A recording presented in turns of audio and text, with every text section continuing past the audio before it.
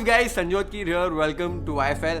Winters में ना कुछ स्पेशल रेसिपीज होती है जो हमारे बॉडी के लिए अच्छी होती है, हमारी बॉडी को गर्माइश पहुंचाती है। और ऐसी एक इंडियन स्वीट की रेसिपी है जो बहुत फेमस है और बहुत ही डिलिशियस लगती है, जिसे गजक कहा जाता है। और ये जो गजक है ना, ये दो इंग्रेडिएंट्स को बेसिकली यूज करके बनाई जाती है, तिल और गुड़ को यूज करके, और इनक्रेडिबली डिलिशियस लगती है। इसके कई सारे वर्जन बनाए जाते हैं, लेकिन मुझे जो वर्जन पसंद है वो होती है गजक की बर्फी, जो एकदम मेल्ट इन द माउथ होती है। जैसे आप इसे खाओगे एकदम से घुल जाएगी और बड़ा मजा आता है इसे खाने में। और स्पेशल बात यह है कि ये वाला जो वर्जन है ना, ये घर पे बनाना कंपैरेटिवली आसान होता है, तो एकदम हाइजीनिक तरीके से, एकदम हेल्दी तरीके से आप घर पे से आसानी से बना सकते हो। इस गजक की बर्फी के लिए सबसे पहले हमको तिल को भून लेना है। वो प्रोसेस कैसे करते हैं वो देख लेते हैं।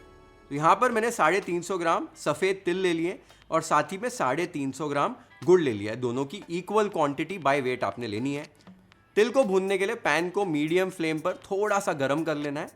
पैन एक बार गर्म हो जाए तब इसके अंदर तिल को ऐड कर दीजिए और एकदम लो फ्लेम पर धीरे धीरे तिल को आपको अच्छे से भून लेना है, जब तक कि ये थोड़े से फूल जाएं और इनमें थोड़ी सी क्रैकलिंग की आवाज़ आना शुरू हो जाए। लगभग 4 से 5 मिनट लग जाते हैं। एकदम लो फ्लेम पर भूनना है। हाई फ्लेम पर अगर भूनोगे तो बाहर से रंग पकड़ जाएगा तिल पर और अंदर से कच्चे रह जाएंगे। तो लो फ्लेम पर इन्हें धीरे धीरे भूनना इंपॉर्टेंट है। मुझे पता है कई सारे लोग नीचे कमेंट करने वाले हैं कि संजोत, नॉनस्टिक पैन के ऊपर मेटल का स्पैचुला मत यूज़ कीजिए, बट टेंशन लेने की कोई ज़रूरत नहीं है। ये मेरा स्पेशल नॉनस्टिक कुकवेयर है, इसके बारे में मैं आपको जल्दी बताऊंगा।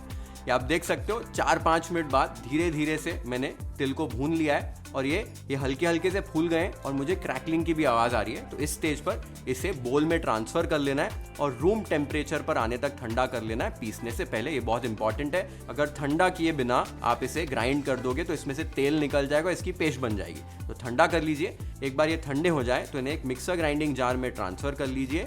तिल को 2 बैचेस में आप ग्राइंड करेंगे तो आसानी हो जाएगी ग्राइंड करने में। पल्स मोड यूज़ करना है, यानी कि मिक्सर ग्राइंडर को बंद चालू करके तिल को पीसना है। एक साथ अगर आप पीसते हैं ना कंटिन्यूसली, तो भी तेल छोड़ देता है तिल और इसकी पेस्ट बन जाती है। हमको एक दरदरा सा पाउडर बनाना है। तो आप देख सकते हो मैंने पल्स मोड यूज़ करके इसे कैसे दरदरे तरीके से पीस लिया है। इसी तरीके से सारे तिल को आप पीस कर एक दरदरा सा पाउडर बना लीजिए और एक बोल में ट्रांसफ़र करके साइड पे रख दीजिए।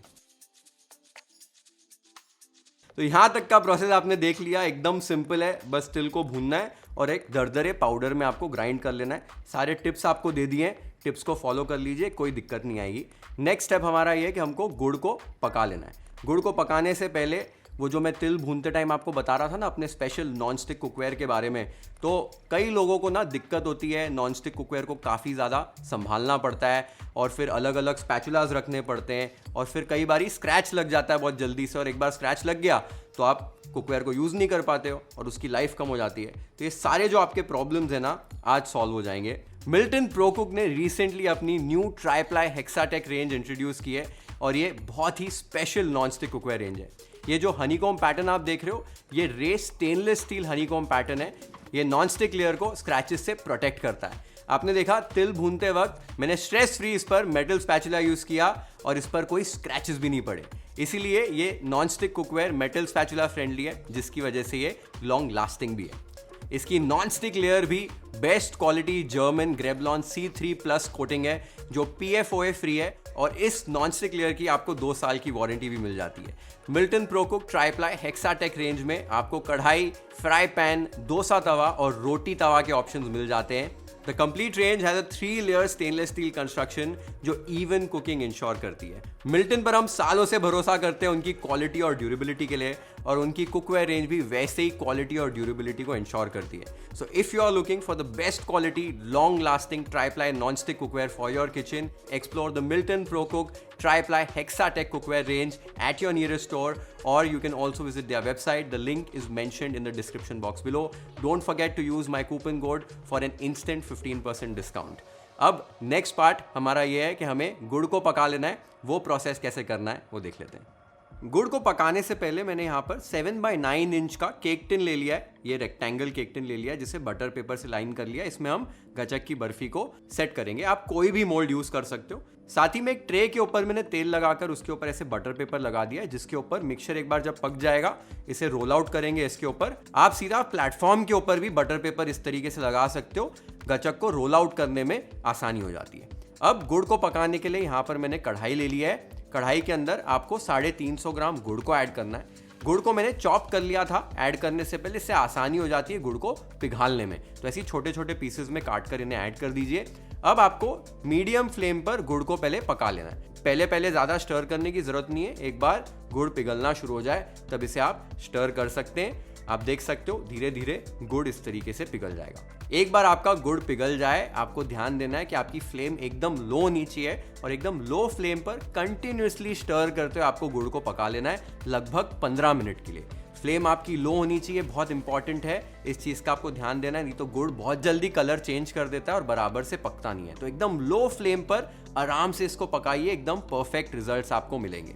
धीरे धीरे आप देखेंगे गुड़ का कलर जो है वो चेंज होते जाएगा। लगभग 10-12 मिनट हो चुके हैं इस स्टेज पर, आप देख सकते हो गुड़ का कलर कैसे चेंज हो गया है। इस स्टेज पर एक बार आप इसे चेक कर लेंगे। चेक करने का तरीका बहुत आसान है, एक बोल में पानी ले लेना है और इसके अंदर थोड़ा सा गुड़ ये ऐड कर दीजिए। ये एक बार सेटल हो जाए, इसको निकालना है और इसको तोड़ कर देखना है। अगर ये टूटे नहीं और इस तरीके से खिंचे, आप देख सकते हो खिंच रहा है, यानी कि अभी भी पका नहीं है, इसको और पकाने की जरूरत है। ये टूटना चाहिए, खिंचना नहीं चाहिए।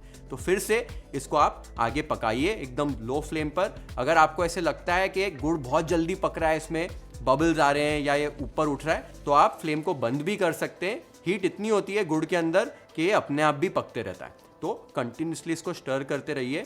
2-3 मिनट बाद लगभग आप देख सकते हो कलर इसका और थोड़ा सा गहरा हो गया है, इसकी कंसिस्टेंसी और थोड़ी सी चेंज हो गई है। इस स्टेज पर इसे फिर से चेक कर लेते हैं। सेम तरीका, गुड़ थोड़ा सा पानी में डाला, इसको कुछ सेकंड्स रहने दिया, निकाला और इसको तोड़कर देखना है। आप देख सकते हो ये झट से एकदम टूट गया, एकदम ब्रिटल हो गया है। ये परफेक्ट कंसिस्टेंसी है, बिल्कुल खिंच नहीं रहा है। इस स्टेज पर हमारा गुड़ पककर एकदम तैयार हो गया, इसको और नहीं पकाना है। फ्लेम आपकी अभी बंद होनी चाहिए। इस स्टेज पर इसमें 1 बड़ा चम्मच देसी घी का ऐड कर रहा हूं। इससे क्या है, गुड़ में ग्लेज आ जाएगी, एक शाइन आ जाएगी। घी ऐड करके कंटिन्यूसली इसे स्टर कर लीजिए। आप देख सकते हो इमीडिएटली कैसे एक शाइन आ गई हमारे गुड़ के अंदर। एक बार आपने मिक्स कर लिया है घी को, इमीडिएटली आपको जो तिल हमने ग्राइंड करके रखा था वो ऐड कर दीजिए। बिल्कुल भी यहाँ पर आपको डिले नहीं करना है, रुकना नहीं है, नहीं तो ये जो पाउडर है ना तिल का, वो गुड़ के अंदर मिक्स नहीं होगा। इमीडिएटली ऐड करके फटाफट से इसे मिक्स कीजिए। केयरफुली ध्यान देना है, गुड़ बहुत गर्म होता है तो बिल्कुल भी हाथों पर नहीं लगना चाहिए, एकदम केयरफुली से आपको मिक्स करना है। आप देख सकते हो मैंने इसको अच्छे से मिक्स कर लिया है। हल्का हल्का फैट भी है, मिक्सचर ऐसे छोड़ देगा। और ये आप देख सकते हो मेरी स्पेशल नॉन स्टिक कढ़ाई यूज़ करने की वजह से ये मिक्सचर बिल्कुल भी चिपका नहीं है कढ़ाई पे, एकदम कढ़ाई को इसने छोड़ दिया है। इसकी वजह से काफ़ी आसानी हो गई इसको मिक्स करने में, वरना ये मिक्सचर काफ़ी चिपचिपा होता है। बस इस स्टेज पर आपको इसे जो ट्रे हमने सेट करके रखी थी उस पर ट्रांसफर कर देना है और इमीडिएटली आपको एक बेलन यूज करके इसको बेल लेना है। जितना पतला आप बेल सकते हो उतना पतला बेल लेना है। ध्यान देना है मिक्सचर एकदम गर्म होता है, इसलिए इस पर हाथ नहीं लगाना है, बस बेलन को यूज कीजिए और एकदम पतला बेल लीजिए। इसमें फैट अपना खुद का ही होता है तो आसानी हो जाती है इसे बेलने में, बिल्कुल और कोई घी तेल इस पर लगाने की जरूरत नहीं है। ये आप देख सकते हो मैंने इसको एकदम पतला बेल लिया है। एकदम पतला बेलने की वजह से ये जल्दी सेट होगा और इसको तोड़ने में भी आसानी हो जाती है। एक बार आपने इसको बेल लिया, इसको 10 मिनट का रेस्ट दे दीजिए ताकि ये सेट हो जाए और इसको हम आसानी से तोड़ पाएं। एक बार ये ठंडा हो जाएगा ना, ये ऐसे एकदम अच्छे से सेट हो जाएगी। अभी इसको आपको पीसेस में तोड़ लेना है और इस स्टेज पे ना आप इसको ऐसे भी सर्व कर सकते हो। तिल गुड़ की जो पट्टी होती है ना, वैसी ये बन गई है। खाने में बड़ा मजा आता है, एकदम चिक्की टाइप लगती है। हम बर्फी बना रहे हैं तो इसको हमको ग्राइंड करना है, तो एकदम छोटे छोटे पीसेस में इसे तोड़ लीजिए कि आप आसानी से ग्राइंड कर पाए।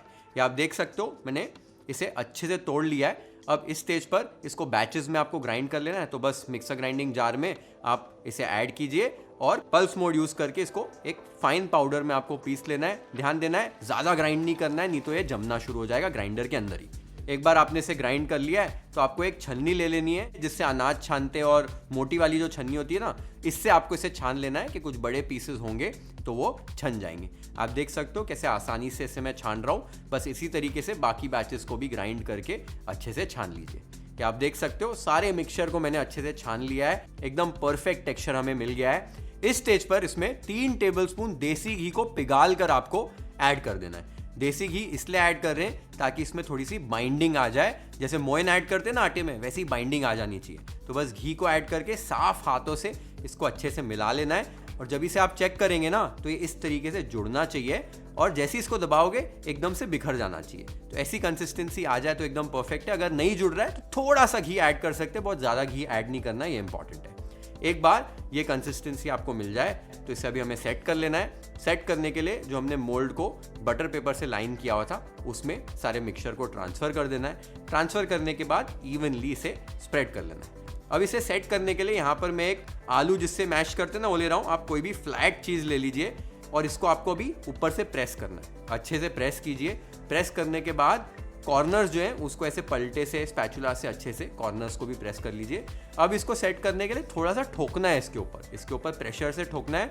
आप देख सकते हो किस तरीके से मैं इसके ऊपर प्रेशर अप्लाई कर रहा हूँ। वो जो पराठे को हम गर्म करते हैं ना उस टूल से भी इसको आप सेट कर सकते हैं, या बर्नी ले लीजिए उससे भी कर सकते हैं। एक बार इसको आप अच्छे से ठोकेंगे, इसके ऊपर एक शाइन आ जाएगी, फैट रिलीज कर देगा ये, थोड़ी सी शाइन आ जाएगी, यानी कि एकदम परफेक्टली सेट हो चुका है। इसको एज इट इज भी अभी आप सेट कर सकते हो और डेकोरेट भी कर सकते हो। मैं थोड़े से टोस्टेड तिल इसके ऊपर, भुने हुए तिल इसके ऊपर ऐड कर रहा हूँ थोड़ा सा इसको डेकोरेट करने के लिए। बहुत ब्यूटीफुल ये लगता है। तिल ऐड करने के बाद फिर से आलू का जो मैशर है वो यूज़ कर रहा हूँ। थोड़ा थोड़ा इसको प्रेस कर रहा हूँ कि ये तिल जो है अच्छे से चिपक जाए। ऊपर फैट है उसकी वजह से अच्छे से ये अपने आप चिपक जाएगा।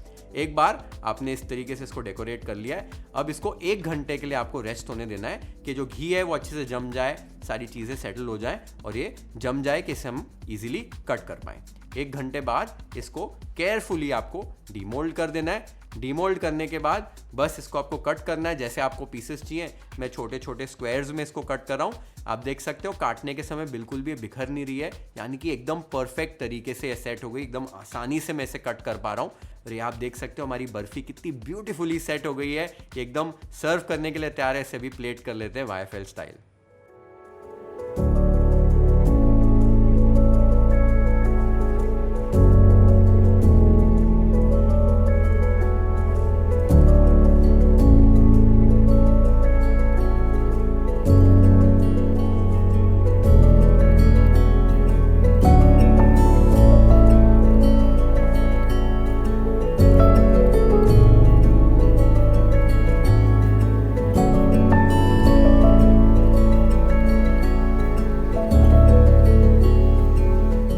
ब्यूटीफुल गजक की बर्फी बनी है। जैसे ही आप इसे खाओगे ना एकदम घुल जाएगी आपके मुंह में, एकदम मेल्ट इन द माउथ बनती है और डिलिशियस बनती है। और एकदम हाइजीनिक तरीके से आप अपने घर पर इसे आसानी से बना सकते हो। And to cook like a pro at your home, explore the Milton Pro Cook triply Hexatech range at your nearest store और ऑन देयर वेबसाइट। लिंक नीचे डिस्क्रिप्शन बॉक्स में मैंने मेंशन कर दिया है, तो ज़रूर ट्राई करो ये रेसिपी। मुझे कमेंट सेक्शन में नीचे बताओ आपको ये रेसिपी कैसी लगी। Share this video with your friends and family. Hit the like button if you like this recipe. Follow and subscribe to YFL if you haven't yet. Have an amazing time with this beautiful recipe at your home. Cheers.